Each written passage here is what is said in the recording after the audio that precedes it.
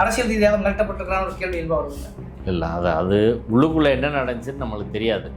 அதனால் ஒரு நாட்டில் இருக்கக்கூடிய உச்சநீதிமன்றம் எல்லா மக்களும் அதை எதிர்பார்க்குற ஒரு இறுதி நீதிமன்றம் 2 நீதிபதிகள் கொடுத்த ஒரு தீர்ப்பை முறைகேடான வழியில் மறைமுகமாக ஒன்றிய அரசு மாற்றுவதற்கு செய்கிற முயற்சிக்கு துணை போகலாமான்றதான் கேள்வி.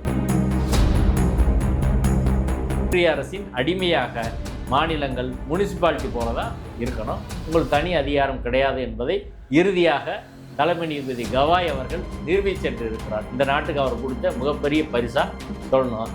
அம்பேத்கரின் பெயரை சொல்வதற்கோ புத்தரின் பெயரை சொல்வதற்கோ அவருக்கு என்ன தகுதி இருக்குன்னு எனக்கு தெரியல. ஆளுநரின் அதிகாரத்தை நீதிமன்றம் நிறுத்த முடியாது. ஆளுநர் எல்லா விஷயத்துக்கும் அமைச்சரவை கட்டுப்பட்டவர் கிடையாது. அவர் சில விஷயங்களில் இண்டிபெண்டாக முடிவெடுக்கலாம் அப்படின்னு சொல்லிட்டாங்க.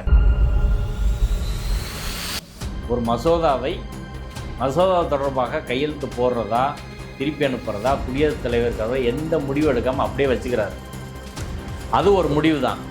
அந்த முடிவு தொடர்பாக உச்சநீதிமன்றத்தில் கேள்வி எழுப்பலாமான்னா அதையும் கேள்வி எழுப்ப முடியாது அப்படின்னு சொல்லுது உச்சநீதிமன்றம். அந்த வழக்கு பிரசிடென்சியல் ரெஃபரன்ஸாக உச்சநீதிமன்றத்தில் வருகிற போது உச்சநீதிமன்ற தலைமை நீதிபதி கவாய் தலைமையிலான அமர்வு, கவாய், சூரியகாந்த், நரசிம்மா இந்த 5 பேர் அடங்கிய அமர்வில் விசாரணைக்கு அந்த விசாரணைக்கு வரும்போது தமிழ்நாடும் கேரளா அரசும் என்ன சொன்னாங்கன்னா,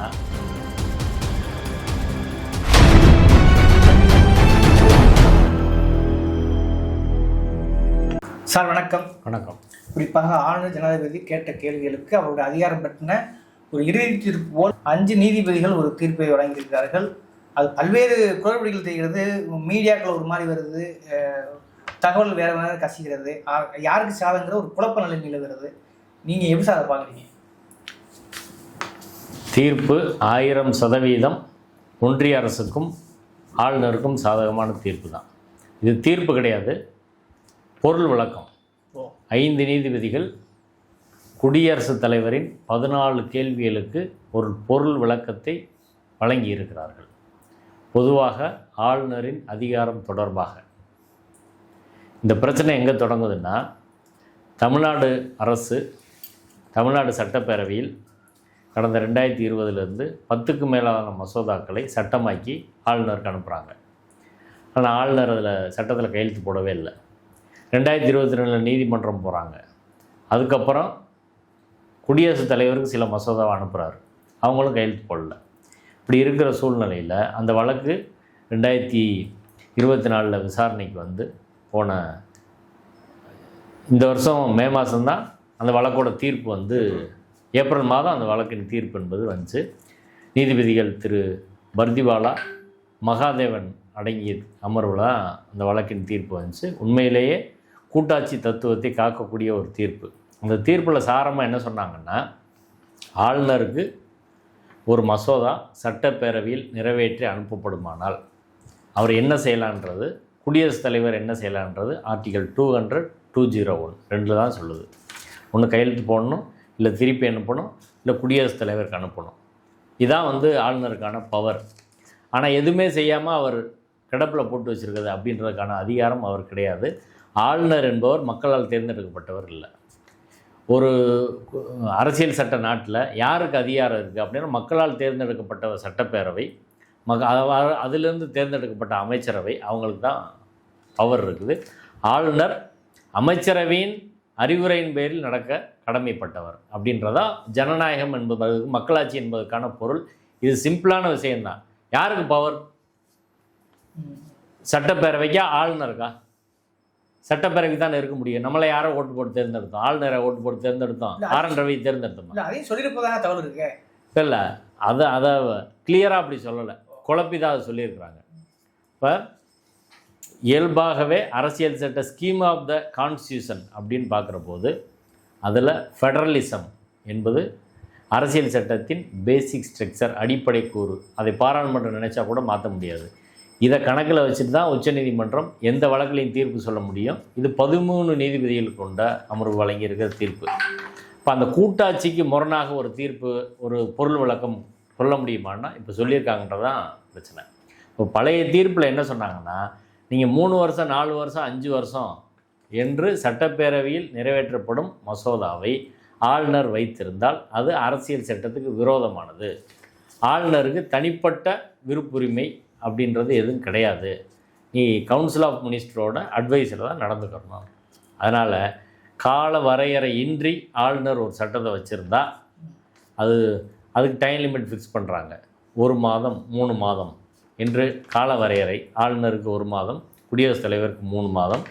அதற்குள்ளே அவங்க சட்டத்திற்கு ஒரு முடிவெடுக்கலைன்னா அந்த சட்டம் உச்சநீதிமன்றத்துக்கு வரும்போது அவங்க என்ன செய்கிறாங்கன்னா அதில் டீம்டு அப்ரூவல்னு சொல்கிறாங்க. உச்சநீதிமன்றமே ஆளுநர் செய்யாதனால நாங்களே சட்டத்தை அங்கீகரிச்சிட்டோம் அப்படின்னு ஆர்டிகல் 142ல் அந்த பவரை பயன்படுத்தி உச்சநீதிமன்றத்துக்கான சிறப்பு அதிகாரத்தை பயன்படுத்தி அது செய்கிறாங்க.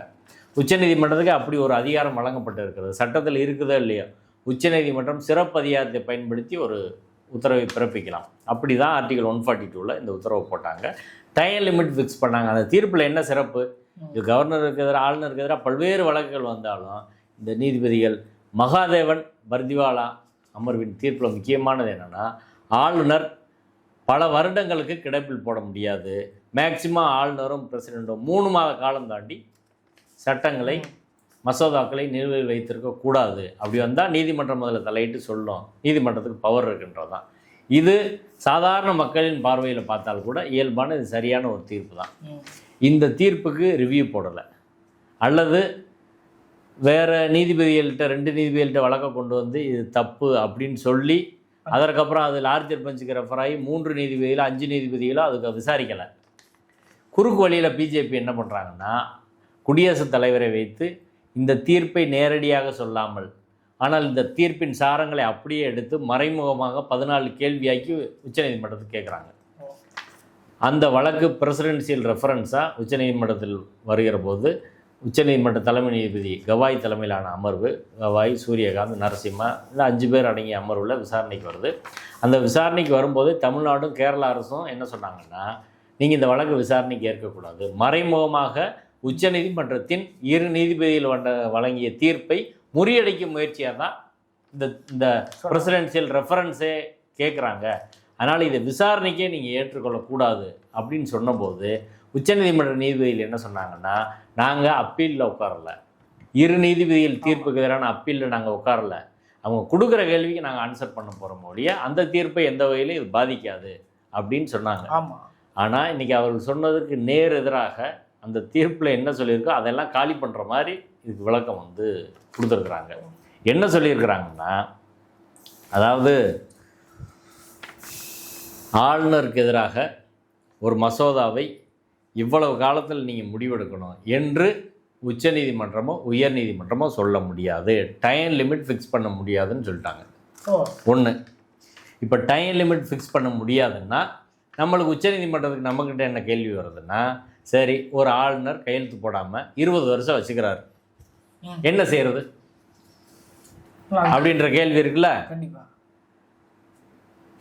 ரெண்டாவது, உச்சநீதிமன்றம் அப்படி நீண்ட காலமாக வச்சுருந்தா 142 பயன்படுத்தி அதற்கு உச்சநீதிமன்றத்தில் ஒப்புதல் அளிக்க முடியுமா அப்படின்னா அதையும் கூடாது அப்படின்னு சொல்கிறாங்க.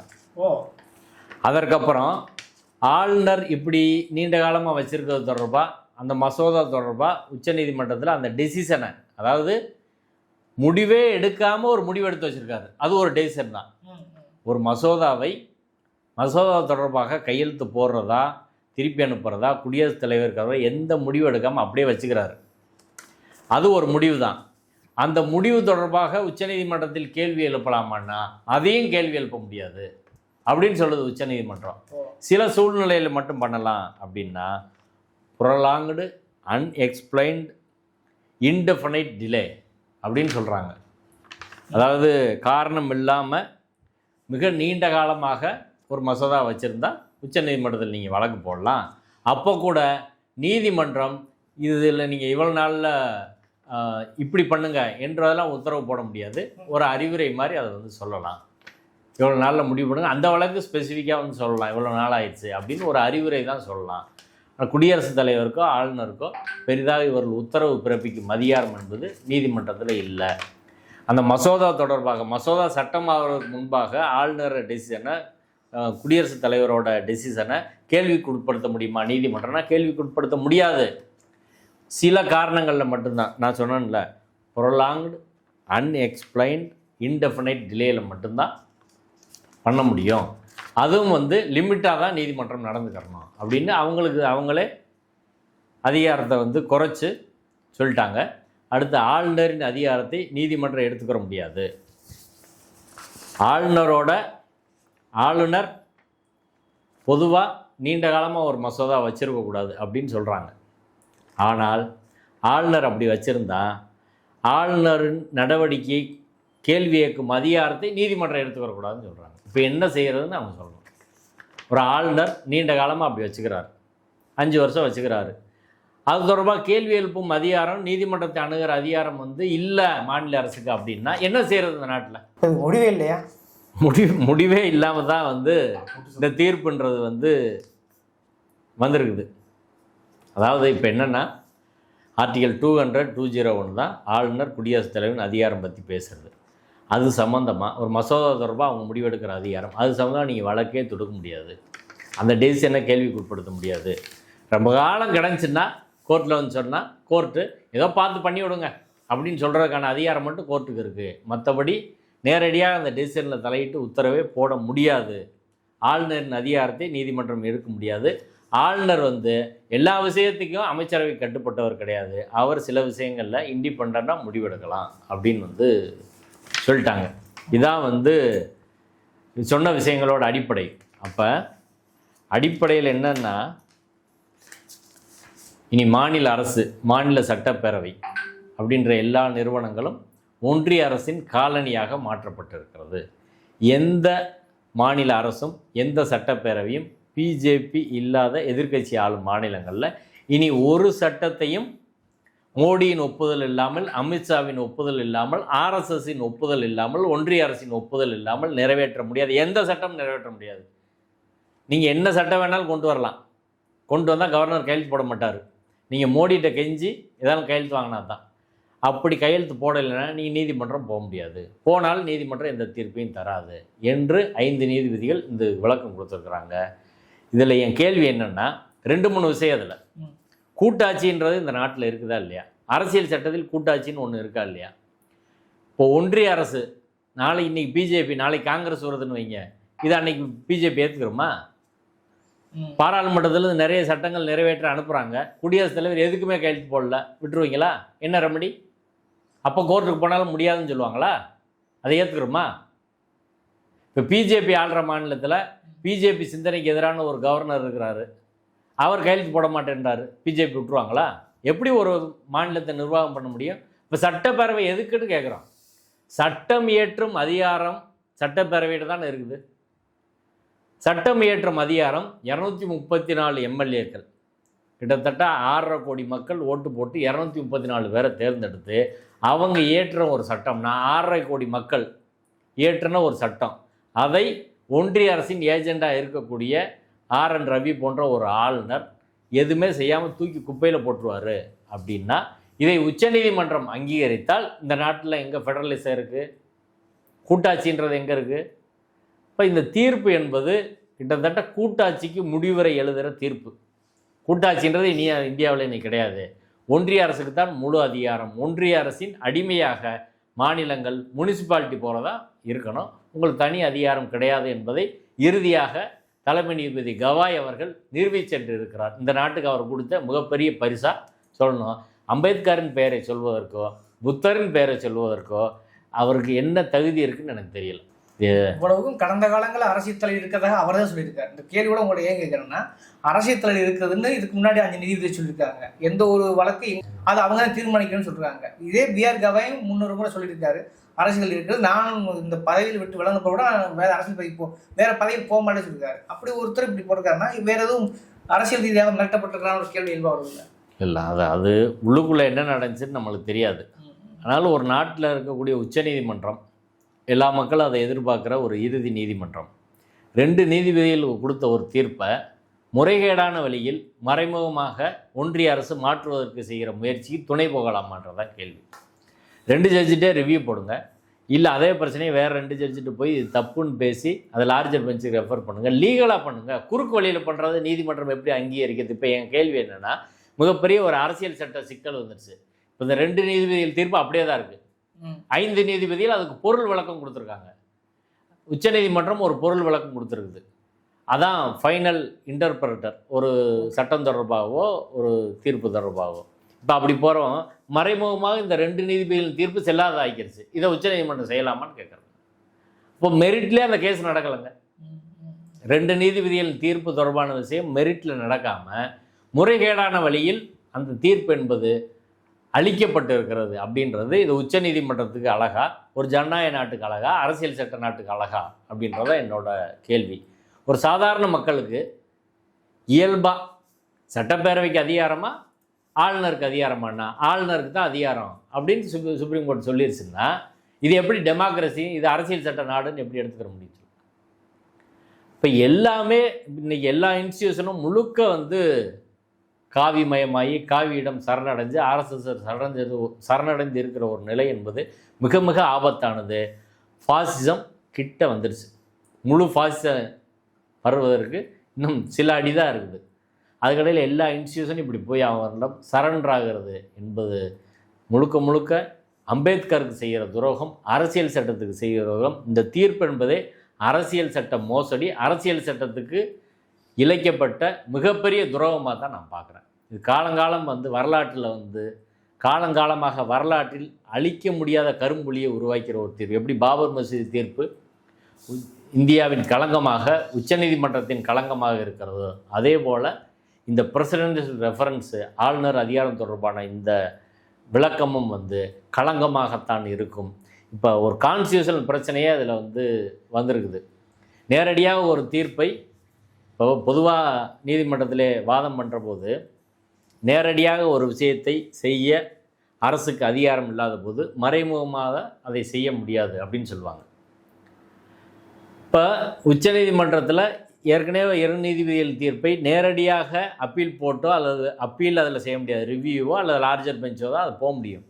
அப்படி செய்ய முடியாமல் மறைமுகமாக ஒன்று கொண்டு வராங்க. அப்படி மறைமுகமாக செய்வதற்கான அதிகாரம் உச்சநீதிமன்றத்துக்கே இருக்குதா அப்படின்னா, உச்சநீதிமன்றம் தான் இதுவரை பல வழக்குகளில் சொல்லியிருக்கு, நேரடியாக சட்டப்படி செய்ய முடியாத ஒன்றை மறைமுகமாக நீங்கள் செய்ய முடியாது அப்படின்னு. அப்போ உச்சநீதிமன்றமே அதை செஞ்சால் எப்படி இருக்கும்? இப்போ சாமானியனின் கடைசி நம்பிக்கை என்று சொல்லப்படும் உச்சநீதிமன்றம் தேர்தல் தொடர்பாக, இவிஎம் தொடர்பாக, அதுக்கப்புறம் தேர்தல் பத்திர மோசடி தொடர்பாக, ரஃபேலிருந்து, பாபர் மசூதியிலிருந்து, காஷ்மீர் பிரச்சனையிலிருந்து எல்லாத்துலேயும் ஒரு சரியான அணுகுமுறையை கொண்டு இருக்கவில்லை. சாதாரண மக்களுக்கு எதிரான ஒரு நிலைப்பாட்டை தான் உச்சநீதிமன்றம் கொண்டு இருக்கிறது. இது ஏதோ மக்களை வீழ்த்தியதல்ல, உச்சநீதிமன்றத்தை, அரசியல் சட்டத்தை அவர்களே வீழ்த்துகிறார்கள் என்பதுதான். வரலாற்றில் இப்போ நியூரம்பர்க் ட்ரையல் நடந்துச்சு. ஹிட்லர் ஆட்சி காலத்தில் ஏராளமான நீதிபதிகள் ஹிட்லர் கொண்டு வந்த மோசமான சட்டங்களை ஆதரித்து தீர்ப்பு கொடுத்தாங்க. அவங்களுக்கு எதிராக நியூரம்பர்க் ட்ரையல் நடந்து அவங்க தூக்கில் போடப்பட்டாங்க. இப்போ ஒரு நீதிபதி என்பவர்கள் இந்த ஆட்சியில் என்ன கொண்டு வந்தாலும் அவங்களுக்கு ஆதரவாக சொல்கிற மாதிரியான ஒரு நிலை, அரசியல் சட்டத்தை அப்படி பொருள் விளக்கம் கொள்வது என்பது சரியான அணுகுமுறை கிடையாது.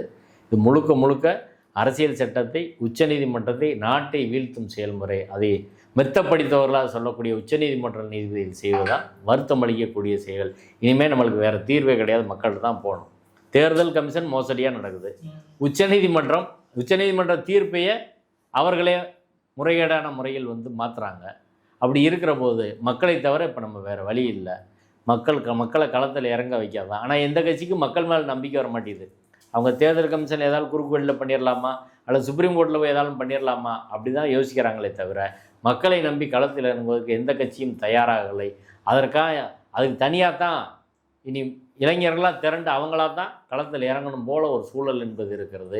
மக்கள் தான் இறுதியாக தீர்மானிக்க வேண்டும். இப்போ எஸ்ஐஆருக்கு தடையில் என்று ஒரு தீர்ப்பு நடக்கல, அதுவும் எந்த வழி போய் நிற்க வாய்ப்பு இல்லை? அதை தான் சொல்கிறேன். மொத்தமே எஸ்ஐஆர் எலெக்ஷன் முடிஞ்சப்புறம் பண்ணலாம்ல. இது ஒரு சாதாரண அறிவுள்ள எல்லாருக்கும் இருக்கும்ல. 2002க்கு அப்புறம் எலெக்ஷன் கரெக்டாக 3-4 மாதத்துக்கு முன்னாடி ஏன் பண்ணுறேன்? அப்போ இது ஒரு இது எஸ்ஐஆர் எப்போ வேணாலும் பண்ணணும்னு சொல்கிறேன். இப்போ 2024 தேர்தல் பழைய அப்போ தான் ஒரு எல்லாத்தையும் வாக்காளர் பட்டியலை சரிபார்த்து அதில் தான் மோடி ஜெயிச்சார். அதையே வச்சு இப்போ எலெக்ஷன் நடத்திட்டு அதுக்கப்புறம் பண்ணு அப்படின்னு சொன்னால் அவனுக்கு என்ன பிரச்சனை? சென்ட்ரல் கவர்மெண்ட் தேர்தல் கமிஷனுக்கு என்ன பிரச்சனை? ஏன் அதை எதுக்குறாங்க? இப்போ முறைகேடாக வாக்காளர்களை நீக்கி இப்போ தமிழ்நாட்டில் வட மாநில தொழிலாளர்லாம் உள்ளே கொண்டு வந்து நம்மள என்ன நிறைய பேரை நீக்கிட்டு சிறுபான்மை மக்களை எல்லாத்தையும் நீக்கிட்டு மொத்தத்தில் அவங்களுக்கு சாதகமான ஒரு தேர்தல் நடத்துகிறதா அவங்க திட்டம் போடுறாங்க. இதாவது விஷயம். இதில் பல லட்சம் மக்களின் வாக்குரிமை என்பது அது ஒன்று தான் இருந்துச்சு, அது இன்றைக்கி பறிபோகுது. இப்போ அதை கூட உச்சநீதிமன்றம் கேள்வி எழுப்பாமல் அதை அங்கீகரித்து இருந்தால் என்ன செய்ய முடியும்? எதுக்கு எடுத்தாலும் இந்த சுப்ரீம் கோர்ட்டுக்கு இந்த கட்சிகள் போகிறத முதல்ல குறைக்கணும். நிதியமைச்சர் நிர்மலா சீதாராமன் அவர்களின் கணவர் பிரகல பிரபாகர் அவர் தொடர்ச்சியாக ஜனநாயக உரிமைக்காக குரல் கொடுத்துட்டு வர்றார். பல்வேறு புத்தகங்கள் எழுதியிருக்காரு. இந்த எஸ்ஐஆர் தொடர்பாக அவருடைய கருத்து தொடர்ச்சியாக என்ன சொல்லிட்டு வர்றாருன்னா, எஸ்ஐஆர் என்பது நீங்கள் அதில் போய் பங்கேற்கிறது சூசைடு, தற்கொலை, அரசியல் தற்கொலை. அதை செய்யக்கூடாது. எஸ்ஐஆரை புறக்கணிச்சிட்டு தேர்தலும் இவர்கள் எஸ்ஐஆர் வச்சு தேர்தல் நடத்தினா அதுவும் மோசடி தான். இந்த மோசடியில் பங்கேற்று உங்களால் ஒருபோதும் ஜெயிக்கவே முடியாது. அதனால் தேர்தலை எஸ்ஐஆர் பணிகளை நீங்கள் புறக்கணிக்க வேண்டும், அதில் ஈடுபட மாட்டோம்னு எல்லா கட்சியும் மொத்தமாக அறிவித்தா தான் இதற்கான ஒரு தீர்வு வரும் அப்படின்னு சொல்கிறார். அது சரிதான் இப்போ நடைமுறைக்கு நிரூபிக்கப்பட்டிருக்கு. இப்போ இப்படியான ஒரு சூழ்நிலையில் எல்லா கட்சிகளும் இனி தேர்தலே மோசடியாக தான் நடக்கும், சுப்ரீம் கோர்ட்டுக்கு போனாலும் ஒன்றும் நடக்காதுன்னா வேறு என்ன செய்கிறது? நீங்கள் எல்லாத்தையும் புறக்கணிச்சிட்டு உச்சநீதிமன்றத்துக்கு நாங்கள் வரமாட்டோம், தேர்தலுக்கு நாங்கள் வரமாட்டோம், எஸ்ஐஆருக்கு வரமாட்டோம், மக்களை திரட்டி போராடுவோன்னு களத்தில் இறங்கணும். அப்படி பண்ணால் தான் ஒரு தீர்வு கிடைக்கும். கட்சிகள் இப்போயாவது சிந்திக்குமான்னு பார்ப்போம். நன்றி சார். நன்றி.